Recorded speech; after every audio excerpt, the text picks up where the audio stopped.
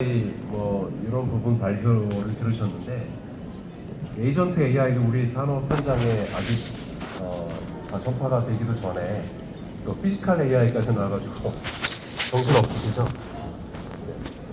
그런데 피지컬 AI가 이미 또 병행해서 에이전트 AI랑 병행해서 이미 시작했기 때문에 우리가 어쩔 수 없이 숙명적으로 또 공부를 하고 또 적용을 해야 되는 그런 영역이 되겠습니다.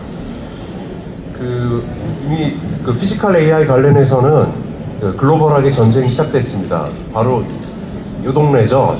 얼마 전에 왜 깐부치킨에서 젠슨왕이 와가지고 이재용 회장 그리고 정의선 회장이랑 같이 치맥 먹으면서 그때 뭐 옴니버스 플랫폼 뭐 이런 얘기를 했었거든요. 그게 다 피지컬 AI랑 관련된 부분입니다.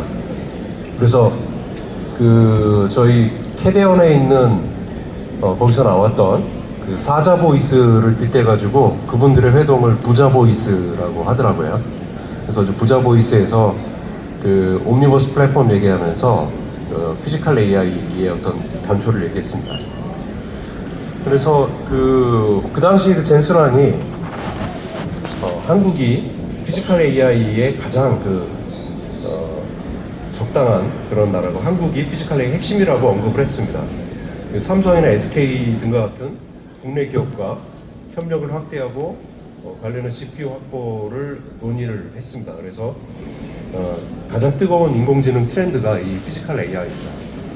제가 올해 4월 달인가 AI 엑스포에서 저희 부스에다가 어떻게 걸어놨었냐면 에이전트 AI는 화이트 칼라 노동을 무인화시키고 피지컬 AI는 블루 칼라 노동을 무인화시킨다 이렇게 했더니 지나가던 교수님이 보시고 왜 이렇게 말을 무섭게 써놨냐고 그러셨던 게 기억이 납니다. 자, 그래서 이제 피지컬 AI는 왜 우리가 주목을 해야 되냐면 무지막지하게 시장 규모가 큽니다. 인류 최초로 경단위 시장이 지금 열리고 있습니다. 그래서 우리가 반드시 공부를 하고 그 다음에 경쟁력을 갖춰야 되는 영역이 되겠습니다. 이 피지컬 AI를 우리가 분석하는 세 가지 틀이 있는데 하나가 산업 생태계 측면으로 보는 게 있고 또 하나는 공급 사슬 측면으로 보는 게 있고 그 다음에 글로벌한 어떤 경쟁 측면에서 이렇게 분석을 하고 있습니다. 그래서 최근에 이런 세 가지 관점으로 분석했던 내용들을 이번 발표에 담았습니다. 피지컬 AI는 기존의 로보틱스랑 좀 다릅니다. 피지컬 AI는 그야말로 기계가 지능을 갖게 되는 거고 로봇이 두뇌를 갖게 되는 겁니다. 로봇의 뇌를 넣는 게 피지컬 AI이기 때문에 이 기존의 공장 자동화 이런 부분하고는 좀 다른 분야라고 보시면 되겠고요. 피지컬 AI를 어떤 부분에 우선적으로 도입할까 나름대로 이렇게 분석한 스위스팟에 대한 프레임워크입니다. 고부가치 시장에 적용을 해야 되고요. 예컨대 음성 대응 안내 로봇 같은 이런 부분에는 굳이 필요가 없다. 그리고 로봇 청소기 같은 저가 시장에는 일단 초기 시장에는 적용하기 힘들다. 그리고 이미 이제 도입되어 있는 하이스피드 비이클 자동차 같은 이런 부분은 아직은 뒤에서 설명드리겠지만 이게 라지 랭귀지 모델이 기술에 들어가 있기 때문에 아직은 얘가 이제 초당 처리 능력이 굉장히 적습니다. 그래서 현재는 로우 스피드 비이클에 우선적으로 적용을 합니다. 그래서 이런 부분들이 우선적으로 적용하는 영역이 되겠습니다. 그런데 왜 이게 경단 시장이냐면은 지금 이 적용하는 부분이 무지막지하게 넓습니다. 그냥 제조 공정에만 들어가는 게 아니고 오늘은 시간 관계상 많은 영상이나 이런 걸 못 보여드리지만 이미 이제 피지컬 AI가 적용된 농기계가 상용화가 됐습니다. 기존에 10년 전부터 농업 분야에서는 자율주행을 하고 있는 것 같았는데요 라고 이렇게 아마 말씀하실 분이 계실 텐데 그거는 이제 평평한 어마어마하게 광활한 그런 농장에서 룰 베이스로 GPS 따라가지고 트랙터가 갈고 다니는 거 이건 이미 하고 있었는데 밀집 농업 같은 경우에 뭐 과수원에 있는 나무 사이를 다닌다거나 이런 건 못하고 있었습니다. 그런 영역이 어마어마하게 큰 시장이고, 그래서 피지컬 AI가 적용되는 영역이고요. 그 다음에 공공 서비스 분야에서 뭐 자율주행 청소차라든지 이런 부분입니다. 그리고 무엇보다도 가장 큰 영역이 국방 분야입니다. 현재 K 국방이 엄청나게 잘 팔리고 있는데 아직은 다 유인무기 체계입니다. 무인무기 체계는 아직 시작도 안 했고요. 그래서 무인무기 체계 부분에 들어가는 게 이제 피지컬 AI 되겠습니다. 건설 분야도 지금도 이제 건설 로봇이 활동을 하고 있어요. 근데 정형화된 아파트 같은 데 같은 경우는 층마다 구조가 똑같잖아요. 근데 그 아파트 같은 데는 이미 건설 로봇이 들어와서 자재를 운반하고 있는데 플랜트 같이 이렇게 비정형적인 데는 아직 못 들어가고 있습니다. 그런 부분에 이제 피지컬 AI가 들어가고요. 제조 분야, 뒤에서는 말씀드리겠지만 제조 분야가 또 어마어마하게 큰 분야가 되겠습니다. 현재 대한민국이 집중하고 있는 분야가 제조 피지컬 AI입니다. 왜 그러냐면은 전체적으로 보면 결론부터 보면은 우리나라가 로봇 밀집도가 가장 높은 나라거든요. 그러니까 공정 자동화 로봇이 전 세계에서 가장 많이 보급되어 있는 나라가 대한민국인데, 그럼에도 불구하고 아직 전체의 50% 정도만 무인화 자동화가 돼 있고, 나머지 50%는 아직도 사람이 들어가서 노동을 하고 있는 건데, 대표적으로 이렇게 왼쪽에 이렇게 보시면은 육류를 만지는 거, 이거는 굉장히 비정형적인 노동이기 때문에 기계가 못합니다. 그리고 이제 와이어가 많거나 하네스 같은 것들이 있는 그런 조립 공정, 그 다음에 연말한다거나 샌딩한다거나, 그리고 무엇보다도 지금 그 조선소의 용접 로봇, 이런 부분이 아직은 자동화가 되지 않은 그런 부분입니다. 그런 영역까지 자동화하고 로봇이 들어가는 게 피지컬 AI 영역이라고 보시면 되겠습니다. 그 다음 여기서 잠깐 좀 최근에 그 피지컬 AI가 이제 국내에서도 굉장히 정부에서 예산을 많이 태우고 해가지고 프로젝트가 많이 진행되고 있는데, 조금 좀 구분할 필요가 있습니다. 지금 그 라지 랭귀지 모델을 학습시켜서 약간 에이전트 AI식으로 학습시켜서 공정 오케스트레이션 하는 그런 부분이 있습니다. 그게 약간 이제 닥팩토리의 개념으로 진행을 하고 있는데, 그거는 이제 엄밀하게 얘기하면은 피지컬 AI라고 볼 수는 없고요. 뒤에 말씀드릴 여러 이제 예가 있는데, 비전 랭귀지 액션 모델 기반으로 실제 로봇이 노동을 하는, 그래서 로봇 매니팩처링이 진정한 의미에서 피지컬 AI가 되겠습니다. 그래서 이 두 개가 서로 배척되는 건 아니고요. 전체적인 그 팩토리 오토메이션 부분은 에이전트 AI 갖고 충분히 저희가 자동화를 할 수 있고, 그래서 그게 전체 관제와 모니터를 한다고 보시면 되고, 그 다음에 이제 공정이 실제로 들어가는 거는 피지컬 AI가 들어가서 일을 한다고 보시면 되겠습니다. 그래서 그 전체적으로 보면은 이거를 그 가장 이제 대한민국뿐만 아니라 가장 이제 경쟁하고 있는 나라가 이제 미국하고 중국이 같이 경쟁을 하고 있는데, 이걸 하기 위해서 가치 사슬을 수직 통합을 하고 있습니다. 그래서 테슬라 같은 경우가 옵티머스 로봇을 그 이제 가지고 고구마 줄기 식으로 활용을 하면서 관련되어 있는 여러 부품이라든지 그다음에 센서 그리고 AI 기술을 통합을 하고 있고요. 중국이 이제 굉장히 무서운 게, 제가 이제 지난주에 사실 중국 출장을 가서 그 로봇 회사들하고 이제 피지컬 AI 회사를 다 과기부랑 같이 가서 이제 보고 왔습니다.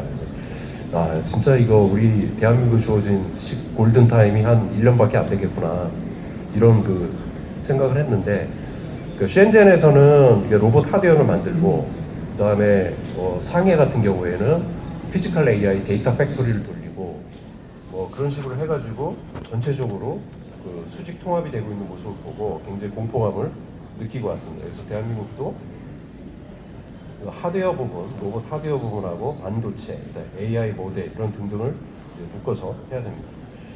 그러면 이제 그 제조 공정에 들어가는, 아까 이제 말씀드렸듯이 이제 닥 팩토리라든지 아니면은 라지 랭귀지 모델을 학습시켜서 센서 데이터를 가지고 얼리 워닝을 하거나 아니면 공정 최적화하는 부분은 약간 에이전트 AI 개념이라고 말씀드렸고, 공조로 이렇게 뭐 양팔 로봇이 들어가거나 아니면 다양한 로봇이 들어가는 것이 이제 피지컬 AI인데, 같이 사슬이 보면 AI 모델 부분이 있고, 그다음에 여러 감각 센서들이 있고, 그다음에 GPU 인프라가 있습니다. 이런 부분은 아직 우리 대한민국의 약한 부분이고, 그다음에 AI 반도체라든지, 그다음에 액추에이터, 배터리는 우리가 강한 부분이 되겠습니다. 향후 이제 우리가 할 일은 우리가 약한 부분을 이제 집중적으로 보완해야 되는데, 비전 랭귀지 액션 모델을 중심으로 해서 저희가 AI 모델을 고도화시키는 부분이고, 감각 센서 부분, 그다음에 이제 GPU 인프라 부분을 이제 보완을 해야 됩니다. GPU에 대해서 말씀드리면은 지금 현재는 이제 라지 랭귀지 모델 중심으로 해서 우리가 국가대표 AI라든지 소버린 AI를 만들어 나가고 있는데, 그 인프라가 향후에는 더 확대된 멀티모달 모델들을 학습시키는 그런 인프라로 주요하게 작용될 수 있기 때문에, 저는 사실 개인적으로는 뭐 AI 거품론 이런 부분에 대해서는 별로 찬성하지 않는 게, 현재 그 텍스트 데이터를 학습시키는데도 이렇게 어마어마한 GPU가 필요한데, 이제 피지컬 AI 시대가 되면 이게 전부 다 그 영상 데이터거든요. 데이터가 전부 액션 토큰이라고 해가지고 로봇이 실제로 액션하는 데이터들을 모아가지고 영상으로 모아서 학습시키기 때문에 더 무지막지하게 많은 그런 학습 인프라가 필요하게 됩니다. 그런 부분도 계속 우리가 확충을 해나가야 되고요. 현재 우리나라가 갖고 있는 엄청난 강점은, 우리가 제조업 강국이기 때문에 자동차 산업, 가전 산업, 뭐 정밀 제조, 그다음에 우리가 또 여러 SI 회사들이 굉장히 강합니다. 그래서 그런 부분, 시스템 통합 역량, 그리고 이제 NPU 회사들이 지금 많이 열심히 활약을 하고 있고, 내년 정도면은 대한민국 이제 NPU 회사들이 이제 라지 랭귀지 모델이 들어갈 수 있는 칩들이 이제 본격적으로 나오게 되기 때문에, 이 부분이 이제 우리가 강점이라고 볼 수가 있습니다. 그래서 전체적으로 이게 생성형 AI, 그리고 이제 클라우드 라지 랭귀지 모델 사업을 하고 있는, 지금 이제 오픈 AI와 이제 구글이 뭐 최후의 승자가 누군가가 될까를 가지고 경쟁을 하고 있는데, 그건 이제 승자 독식의 그런 시장이 되겠습니다. 그에 반해서 이 피지컬 AI는 생태계입니다. 그래서 제조 기업과 그다음에 로보틱스 기업, AI 소프트웨어 회사, 그다음에 데이터 시뮬레이터를 만드는 그런 회사들, 그리고 AI 반도체 회사, 여기가 같이 생태계를 이뤄가지고 경쟁력을 만드는. 그래서 저희 이제 한국 피지컬 AI 협회에도 이런 산업 생태계를 원팀으로 묶는 그런 활동을 하고 있습니다. 여러 가지 접근법에 있어서 뭐 예를 들어 그런 게 있습니다. 뭐하러 자율주행 농기계를 넣냐, 농장 전체를 다시 만들어가지고 대규모 농장 단지를 만들어가지고 거기다가 다 센서를 놓고 로봇이 들어갈 수 있게끔 농장을 만들면 되는 거 아니냐, 그런 분들도 있습니다. 근데 사실은 그렇게 하려면은 비본질적으로 들어가는 그러니까 그런 부가적으로 들어가는 비용이 너무나 많습니다. 농장을 전부 다 그런 식으로 로봇이 들어가기 좋게끔 개조를 해야 된다는데, 사실 그 돈이면은 오히려 우리가 인간형 어떤 그런 인간 노동의 어떤 형태를 그대로 유지할 수 있는 하는 것들을 그런 투자를 할 수 있기 때문에, 현재 이런 접근법은 이제 바로 이제 피지컬 공장 설비를 그대로 쓰면서 피지컬 AI를 도입하는 그런 접근법을 하고 있습니다. 여기서 이제 보면 굉장히 중요한 기술 중에 하나가 이제 텔레오퍼레이션인데요. 이 로봇들을 학습시켜야 됩니다. 로봇 학습시킬 때 여기 보시면 이렇게 텔레오퍼레이션 시스템을 가지고 인간 오퍼레이터들이, 데이터 오퍼레이터들이 작업을 하고 로봇이 따라서 하는 그런 방식으로 합니다. 여기도 이제 인간이 작업을 하고 그러면 그 로봇이 따라서 하고요. 이런 방식으로 해서 피지컬 AI는 텔레오퍼레이션 시스템이 굉장히 중요하다고 말씀드릴 수 있습니다. 그럼 텔레오퍼레이션 갖고 정말 이게 가능할까? 근데 실제로 보면 이게 PDF로 올려주시는 건가? 이게 영상인데.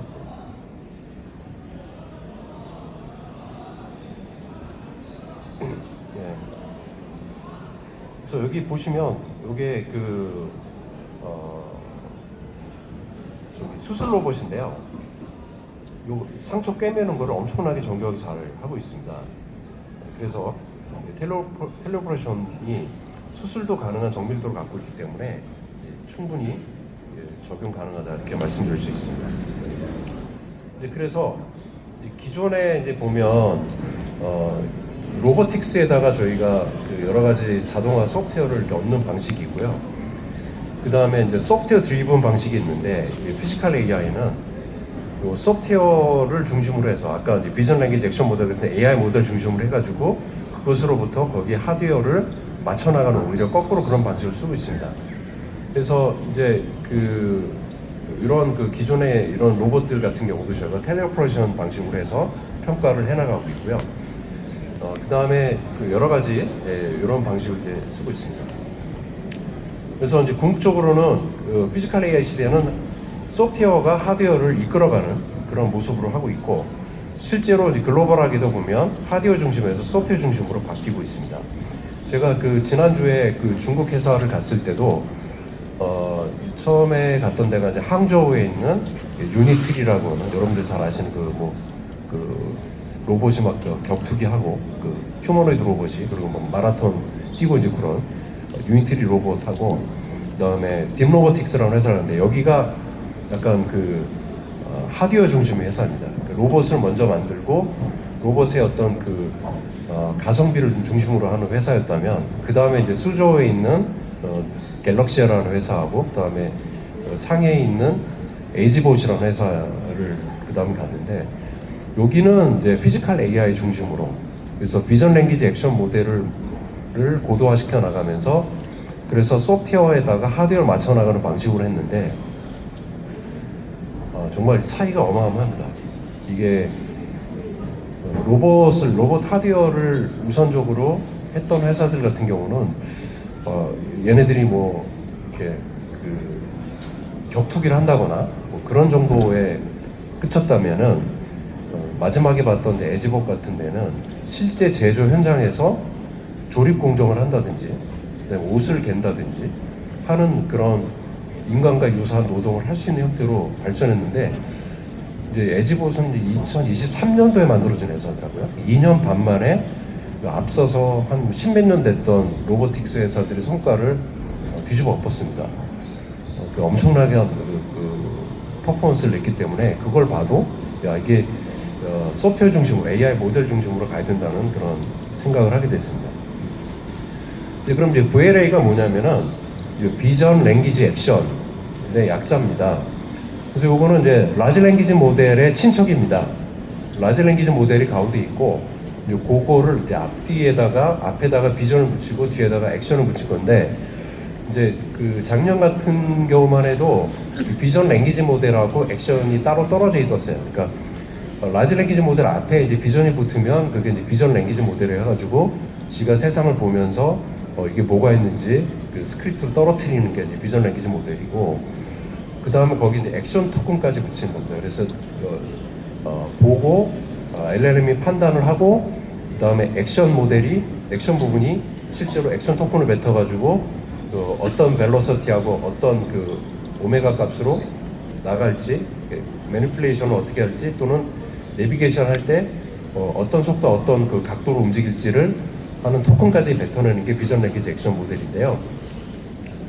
그러니까 요게 이제 지금 현재 피지컬 AI 핵심 기술이라고 보시면 되겠습니다. 그래서 요게 과거에는 이제 비전 랭귀지 부분 한 덩어리하고 액션이 떨어져 있다가 이제 요 비전 랭귀지 액션까지 하나의 뉴럴 넷에 들어가 있다고 보시면 됩니다. 그럼 요 VLA가 구현되어 있는 가장 좋은 얘가 뭘까요? 사람입니다. 사람이 제가 여기 물병이 있는데 비전으로 보고 판단을 합니다. 요거는 물병이니까 내가 이렇게 재야지라고 몸이 판단하겠죠. 그리고 이제 손을 뻗어가지고 짚잖아요. 액션을 하잖아요. 요게 비전 랭귀지 액션 모델입니다.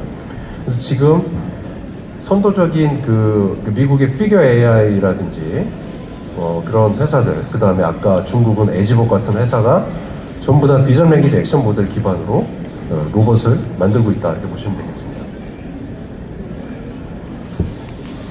이거 PPT를 올려주시면 안 돼요? 제가 처음부터 PPT를 올려달라고 말씀드려요. PDF라서 영상이 작동 안 되는데. 네.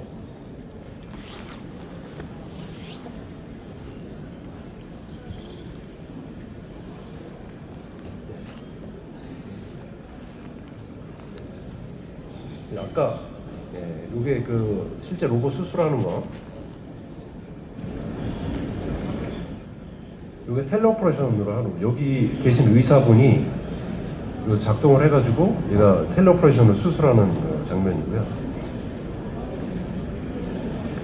요게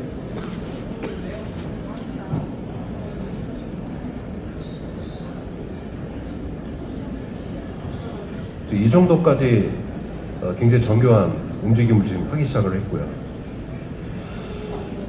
그래서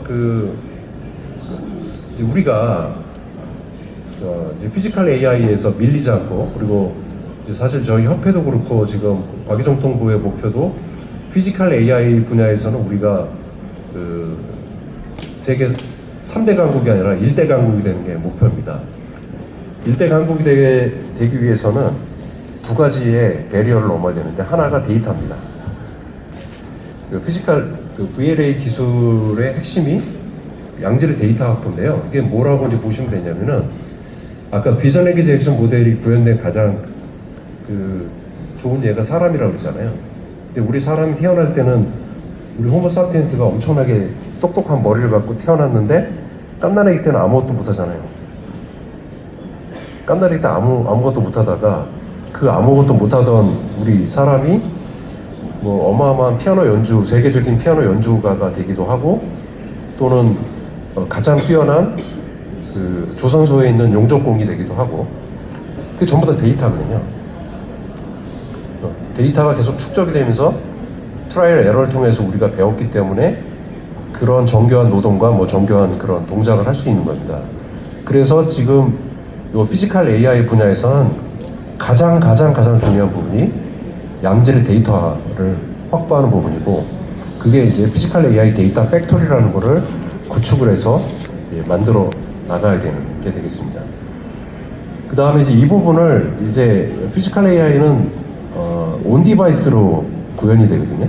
그래서 로봇, 왜냐면 이게 그 클라우드에서 하게 되면은 통신 레이턴시라든지 그런 문제 때문에 저희가 정교한 노동을 할 수가 없습니다. 그래서 이제 로봇 안에다가 온 디바이스로 저희 AI를 넣게 되는데, 그때 AI 칩에다 포팅하는 부분이 대단히 또 어려운 기술입니다. 그래서 이 부분도 굉장히 우리가 기술력으로 앞서 나갈 수 있는 분야하고, 그리고 기술적으로 굉장히 난이도가 높기 때문에 이 두 가지를 돌파해 나가면은 우리가 강국이 될 수 있다, 이렇게 되겠습니다. 그래서 그 데이터 팩토리가 이제 뭐냐면은, 제가 이제 마지막에 갔던 에지봇에서 상해만 350대 로봇을 놓고, 이 뒤에 이제 일단 그 상해에 있는 대학생들이에요. 대학생들을 여기 투입을 해가지고 350대 로봇 뒤에다가 다 붙여놓고, 이 뒤에서 이제 인간 작업자들이 작업을 하면 아까 텔레오퍼레이션 시스템 갖고 로봇이 일을 한다. 뭐 쓰레기 분리수거를 한다든지, 아니면 뭐 설거지를 한다든지, 뭐 이런 데이터를 모으고 있는데, 상해만 이제 350대의 로봇을 갖고 데이터를 모으고 있었고, 그게 8군데, 중국 전역에 8군데에서 이걸 모으고 있어서, 이는 엄청난 공포감을 느끼고, 과기정통부에도 빨리 이거 우리가 시작을 해야 된다. 대한민국 제조 현장 근처에다가 데이터 팩토리를 만들어서 데이터 모으는 작업을 빨리 해야 됩니다. 이런 문제 말씀드렸고, 다행히 이제 얘네들은 그 텔레오퍼레이션, 그러니까 시뮬레이션 데이터 수집은 안 하고 있더라고요. 로봇이 워낙 싸니까 원래 이제 데이터를 수집하는 방식이 실제 로봇을 투입해서 하는 방식이 있고요. 디지털 트윈 시뮬레이터로 데이터를 만드는 방식이 있는데, 이 방식은 안 쓰고 있더라고요. 근데 사실 이 시뮬레이터 훨씬 더 효율적입니다. 그래서 우리가 디지털 트윈 시뮬레이터, 이제 아이작 심 같은 엔비디아가 이제 오픈 소스로 좀 공개를 한 아이작 심 같은 그런 툴들이 있는데, 그런 툴들을 갖고 해야 되고요. 지금 현재 대학교를 만나서 대학교에다 계속 좀 말씀드리는 게, 현재 디지털 트윈 시뮬레이터를 다룰 수 있는 인력이 너무 절대적으로 부족해서 이 인력을 좀 양성해달라고 교수님들께 만날 때마다 계속 요청을 좀 드리고 있고, 내년도 커리큘럼에 좀 넣어달라고 요청을 드리고 있는 상황입니다. 그래서 이게 데이터 팩토리인데요. 피지컬 AI 데이터 팩토리라고 하는 거는 크게 두 가지로 돌아갑니다. 하나가 시뮬레이터 인바이러먼트를 만들어 가지고 시뮬레이터에서 데이터를 모으고요. 그 다음에 아까 보셨던 중국의 그 에즈복 같이 실제 로봇에다가 AI로 포팅을 해가지고 데이터를 모으는 방식이 있습니다. 텔레오퍼레이션을 하든지 또는 AI를 넣어서 그렇게 해서 시뮬레이터와 리얼월드 그 두 가지로 저희가 데이터를 모으고, 여기 보시면 이렇게 하네스 작업을 한다든지 로딩 작업을 하거나 뭐 저희 회사에도 지금 용접 로봇하고 페인팅 로봇을 갖다 놨는데 그런 로봇을 갖다 놓고 이제 데이터를 모으는 작업을 한다고 보시면 되겠습니다. 요게 이제 피지컬 AI 데이터 팩토리입니다. 그래서 여기 보시면 이렇게 해서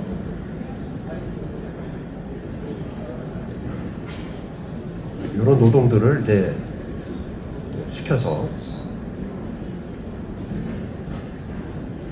그래서 여기서 이제 가장 중요한 게 물리법칙입니다.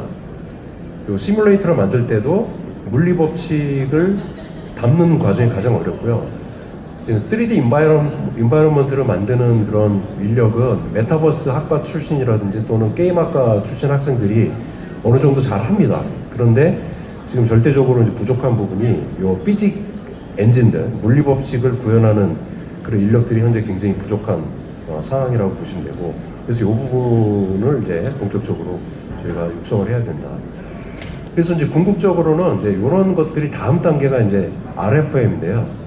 이제 지금은 저희가 도메인별로 이제 만듭니다. 아까 뭐 용접 로봇 또는 페인팅하는 거, 뭐 농기계 이렇게 해가지고 어쩔 수 없이 산업 도메인별로 저희가 데이터를 모으고 학습시키는데, 이제 궁극적으로는 로봇 파운데이션 모델이라고 하는 게 이게 국가 경쟁력의 핵심이 되는데요. 요게 공장 환경, 공정, 그다음에 생산 설비에 대한 전반적인 이해를 해가지고 특정 도메인에만 적용될 수 있는 로봇이 아닌, 그리고 전반적으로 그런 이해를 갖고 있는 그런 모델을 저희가 로봇 파운데이션 모델이라고 하고, 그 제조 환경의 복잡성과 특성을 전반적으로 이해하는 제조 특화 RFM을 개발해내는 게 목표가 되겠습니다. 그래서 이런 부분들 같이 열심히 과기정통부랑 같이 이렇게 논의하면서 진행을 하고 있고, 이게 이제 그 두 가지 접근법이 있는데요. 요즘 뭐 PINN이라고 해서 그 우리 카이스트 장영주 교수님이 이게 Physics Informed Neural Net이라고 해가지고 이런 그 방식도 있고요. 그다음에 접근법이 월드 모델을, 그러니까 로봇 파운데이션 모델하고 보시면 됩니다. 그래서 월드 모델을 만드는 방식이 있는데, 그래서 일단 비전 랭귀지 액션 모델 같은 경우는 이제 월드 모델 방식을 취하고 있다 말씀드릴 수 있습니다. 그래서 이런 것들을 이제 시뮬레이터하고 그다음에 리얼월드를 계속 반복적으로 하면서 데이터 수집하고 반복 검증해 나갑니다. 근데 이게 우리만 그러는 게 아니고 미국에서 무기 체계를 하나를 승인해 가지고 실제로 내보내려면은 디지털 프로빙 그라운드라고 하는 데서 시뮬레이터에서 철저하게 검증을 해야 내놓게 됩니다. 그래서 이렇게 sim to real을 해가지고 물리법칙을 적용한 그런 시뮬레이션 데이터하고 실제 기기에 넣은 거하고의 갭을 줄이는 그런 방식으로 지금 AI 회사들이 열심히 최소한의 노력들을 하고 있습니다. 그래서 이제 마지막으로 딱 1분 남았네요. 마지막으로 이제 전체적으로 피지컬 AI 가치사슬 생태계 맵입니다. 산업 도메인은 뭐 농업, 국방, 건설, 제조, 물류 등이 있고요. 그래서 여기는 주로 이제 완제품 제조는 대기업들이 지금 뛰어들어서 하고 있고요. 그 다음에 핵심적인 소재 부품, 소부장 쪽에 보면은 액추에이터 쪽, 그 다음에 센서, 배터리, AI 반도체, 그 다음에 소프트웨어로 저희 마음 AI는 여기 AI 모델 쪽에 있고요. 그 다음에 요 디지털 프로빙 그라운드를 만드는 시뮬레이터 업체들이 있고요. 그 다음에 학습 인프라라는 GPU라든지 스토리지 네트워크를 하는 회사들이 전반적으로 생태계를 이루어서 경쟁력을 만들어가고 있고, 지금 이 부분이 그래서 클라우드 기반의 라지 랭귀지 모델은 승자 독식의 세계지만 피지컬 AI는 생태계를 이뤄서 서로가 같이 커나가는 그런 어마어마한 큰 시장이다. 그래서 여기에 같이 많은 관심을 가져주시면 좋겠습니다. 감사합니다. 네, 대표님.